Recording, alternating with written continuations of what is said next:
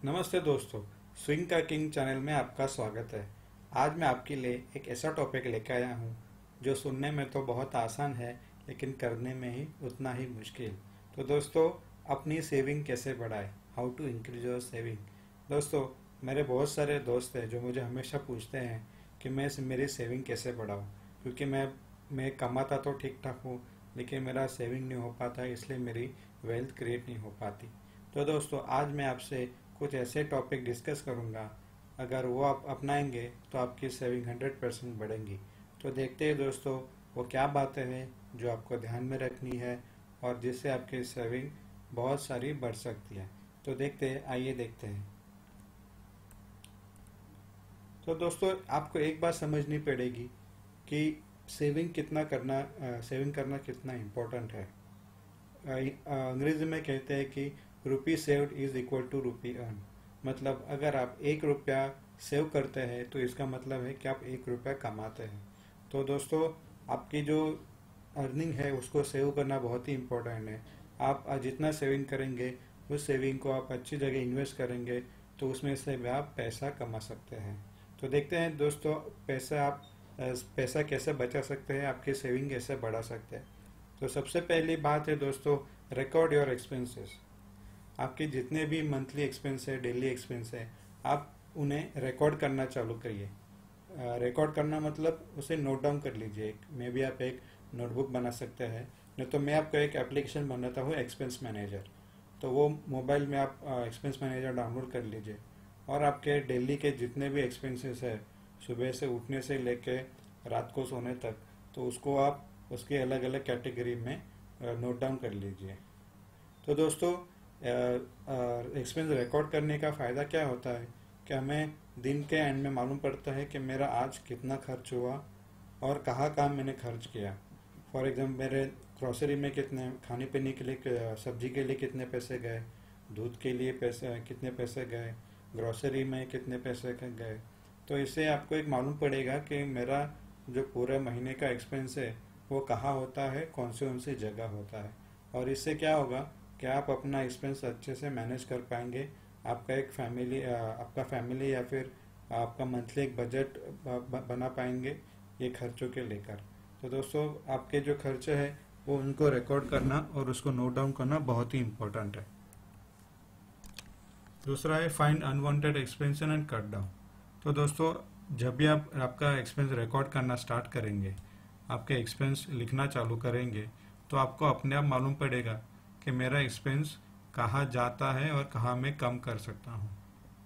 For example, अगर आपका expense बाहर खाने पीने में ज़्यादा हो रहा है, मूवीज़ देखने में ज़्यादा हो रहा है, आउटिंग के लिए ज़्यादा हो रहा है, तो आप उसको अच्छे से प्लान करके उसको कट डाउन कर सकते हैं। चौथी बात है मेक योर मंथली बजट। जैसे मैंने पहले कहा कि आपको एक आपका मंथली बजट बनाना चाहिए। तो ये मंथली बजट कब बनेगा? जब आप अपने एक्सपेंस रिकॉर्ड करना चालू करोगे।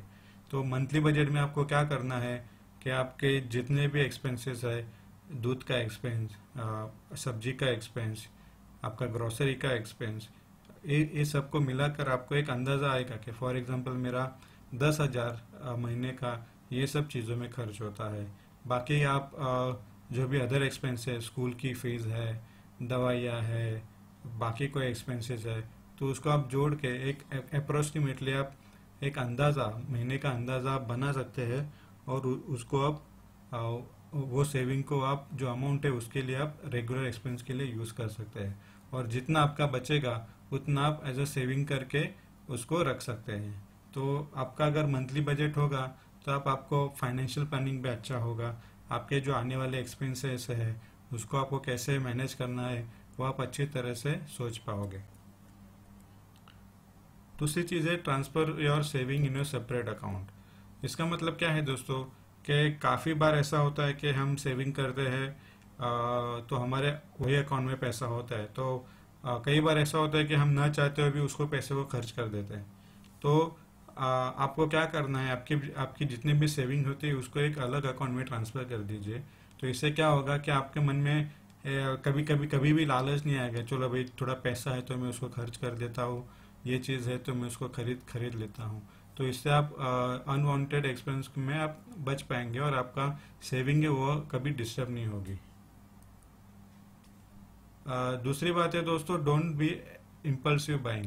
दोस्तों, इम्पल्सिव बाइंग का मतलब क्या होता है कि जो चीज़ हमें नहीं चाहिए होती है वो भी हम कभी कभी खरीद लेते हैं। फॉर एग्जांपल, आप सपोज कोई मॉल गए, आपका जो मंथली जो ग्रोसरी वगैरह लेने, तो मॉल में आपको बहुत सारी चीज़ों पे ऑफर होता है, डिस्काउंट होता है, बाय वन गेट वन होता है। तो इससे क्या होता है कि आपको जो चीज़ नहीं चाहिए वो भी आप ले लेते हो और उसमें आपका एक्सपेंस बढ़ जाता है। आपने कई बार आपने मार्क किया होगा कि आप डी मार्ट जाते हो या फिर कोई भी ग्रोसरी शॉप में जाते हो, तो वहाँ अलग अलग ऑफर्स होती है। बाय वन गेट वन है या फिर बाय टू गेट थ्री है, 50% डिस्काउंट, 70% डिस्काउंट। तो इसमें क्या होता है कि आप ज़्यादा बाइंग कर लेते हो। फॉर एग्जांपल, आपका ग्रोसरी का मंथली बजट है 2000 रुपये, तो आपको अगर आप मॉल में जाते हो, अगर इम्पल्सिव बाइंग करते हो, तो आपका 2000 रुपये आपको बहुत कम पड़ जाएंगे। उसके अलावा आपको 2500 से 3000 रुपये का आपका उधर खर्चा हो जाता है और अपने को ये मालूम भी नहीं पड़ता है। तो इससे अच्छा आप कभी भी शॉपिंग करने जाओ, आपका एक खुद का एक लिस्ट होना चाहिए कि मुझे ग्रोसरी में क्या क्या आइटम चाहिए।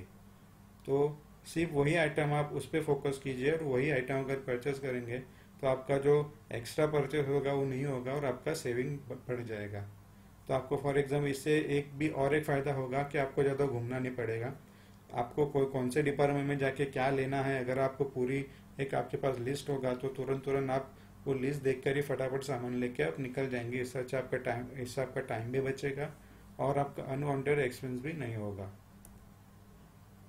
और सेकेंड चीज़ है दोस्तों, make minimum use of credit card. दोस्तों, आप में से कई लोग हैं जिनके पास क्रेडिट कार्ड होता है, तो क्रेडिट कार्ड को हम कभी कभी गलत इस्तेमाल भी हो जाता है। फॉर एग्जांपल, जैसे इम्पल्सिव बाई हो, कोई चीज़ हमें चाहिए नहीं फिर भी हम ले लेते हैं, बिकॉज हम क्या सोचते हैं चलो क्रेडिट कार्ड है तो उसको बाद में हम पेमेंट कर देंगे।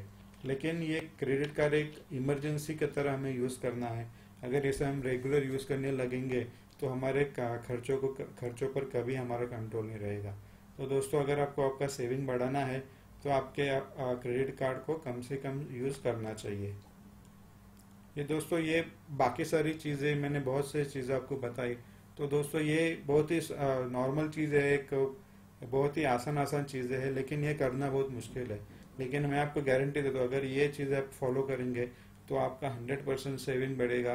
आपका सेविंग बढ़ेगा तो आपका इन्वेस्टमेंट बढ़ेगा, आपका इन्वेस्टमेंट बढ़ेगा तो आपका वेल्थ क्रिएट होगा।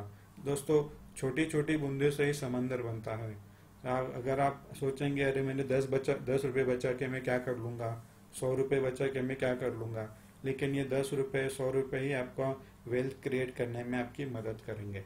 तो मैं यकीन करता हूँ दोस्तों कि आपको मेरा ये वीडियो अच्छा लगा होगा। टॉपिक बहुत सिंपल है लेकिन उसको अप्लाई करना बहुत ही डिफ़िकल्ट है। और मैं विश करता हूँ कि आप लोग ये स्टेप फॉलो करेंगे और आपका धीरे धीरे आपका सेविंग बढ़ेगा और उस सेविंग से आप अच्छे जगह इन्वेस्टमेंट करेंगे और आपका वेल्थ क्रिएट होगा। तो दोस्तों, thanks for watching this video. अगर आपने ये मेरा वीडियो पहली बार देखा है तो मेरे चैनल को सब्सक्राइब कीजिए और बेल आइकन को दबाइए ताकि मेरे हर वीडियो आपको सबसे पहले मिल सके। तो thanks again watching my video. Thank you.